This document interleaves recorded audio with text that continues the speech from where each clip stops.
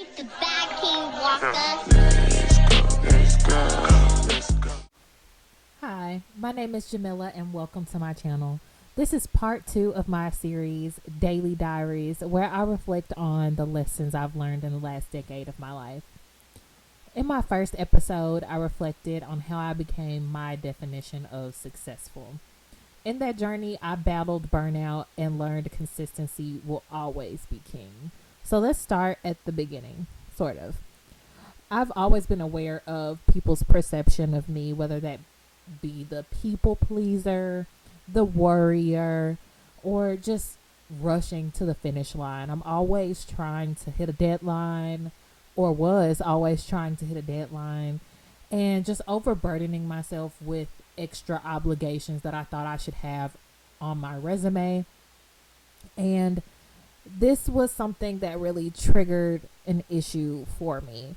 I did not think it was an issue until it started to affect my ability to do my job well. And sadly, that was one of the things that was top of the list that triggered the issue for me. Second thing was people around me kept having to tell me that I was negative, that I was being hindered by my own perception, and that I should really work on my perception and my outlook because it would stop me from being able to do what I wanted to do.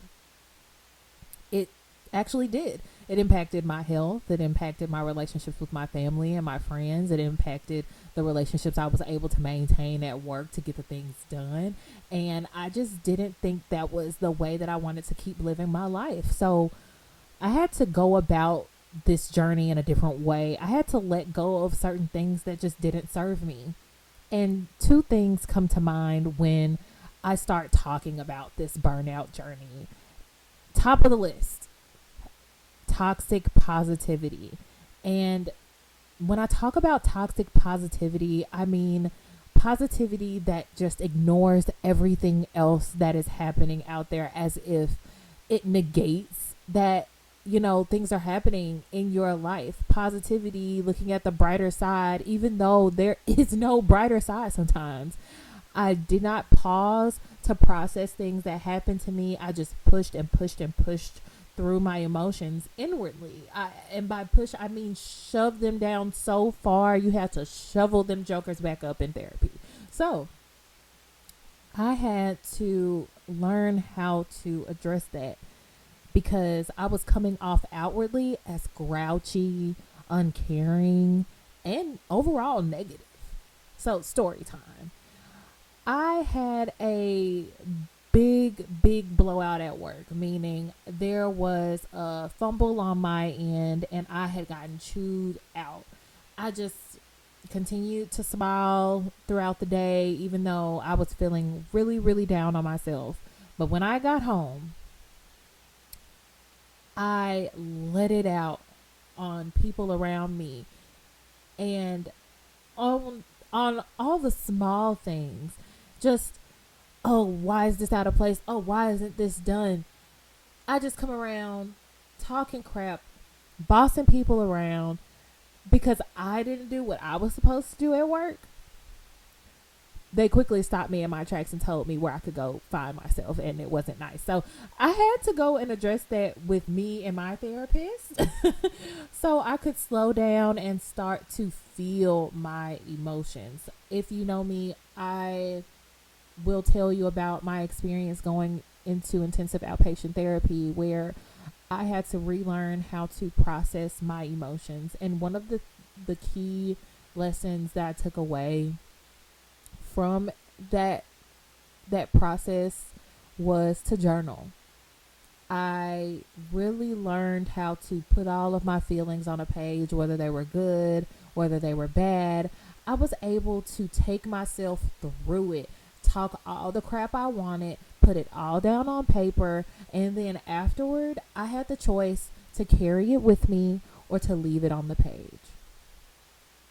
So I learned how to leave it on the page so I could go out and live my life in a way that was positive and uplifting, that was better for myself and better for everyone around me.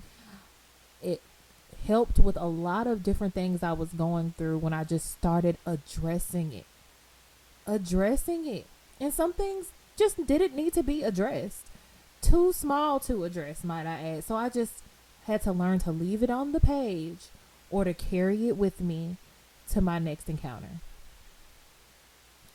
The second thing that I had to learn about was worrying.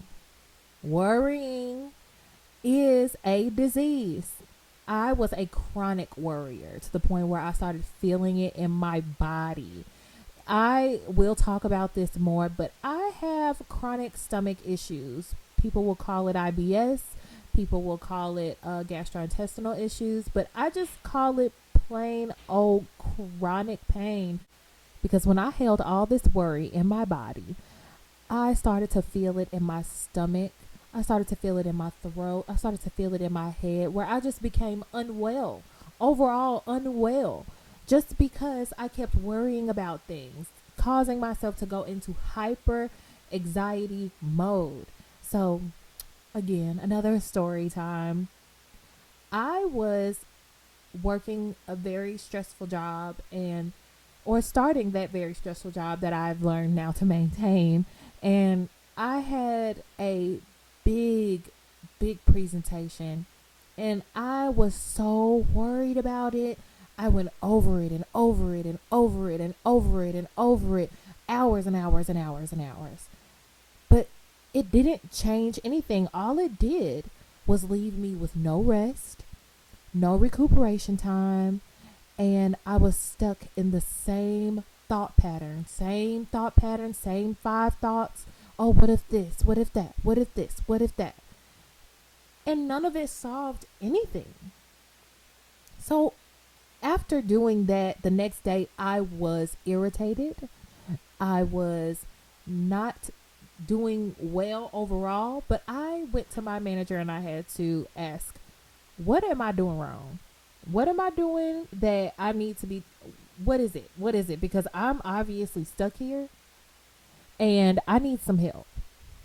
The lesson is to ask for help. When you are stuck in the same 5 thoughts, there's something in that should tell you, hey, I need to come outside of myself and ask somebody else. Because me worrying means I don't have the answers. And that's what it really was. Anxiety about not having the answers. So what did I have to do? I had to start asking myself, is there something I can do to address this? And if it wasn't, just like the other one, I would leave it behind. I would let it be. And if I could do something about it, I would. I would ask a question. I would do some research. I became very much driven to the solution. And that's what pushed me towards where I am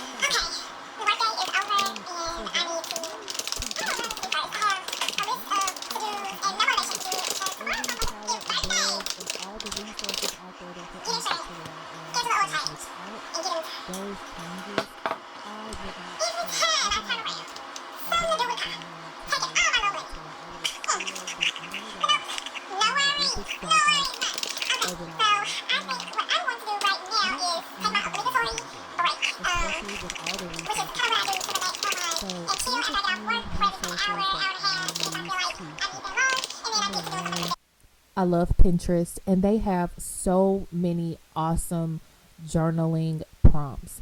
I love to journal. I keep a journal, okay? Even if it's in my phone, on my iPad, in a physical journal, I love putting pen to paper. So grab a journal, whatever form that may be, and start writing. And if you don't know what to write about, you can free write, but there's also so many journal prompts on Pinterest that you can choose from that may, tickle your fancy. Or you may be able to go online and find a few journaling books. I also followed a podcast called The Mindful Kind that was able to help me become a lot more self-aware. So I really urge people to, step back away from themselves if they keep hearing the same negative feedback and they want to change themselves. There are resources out there to do that. If you are interested in hearing more about this topic, please comment down below what part of this video interests you the most. Was it toxic positivity? Was it worrying? Was it journaling? What did you find interesting about this? But thank you so much for listening. And if you've gotten this far, hit a like, hit a subscribe, and also follow me on my Instagram at Team Jamie 18 or on my TikTok at also Team Jamie 18. Thank you so much for joining and have a wonderful day.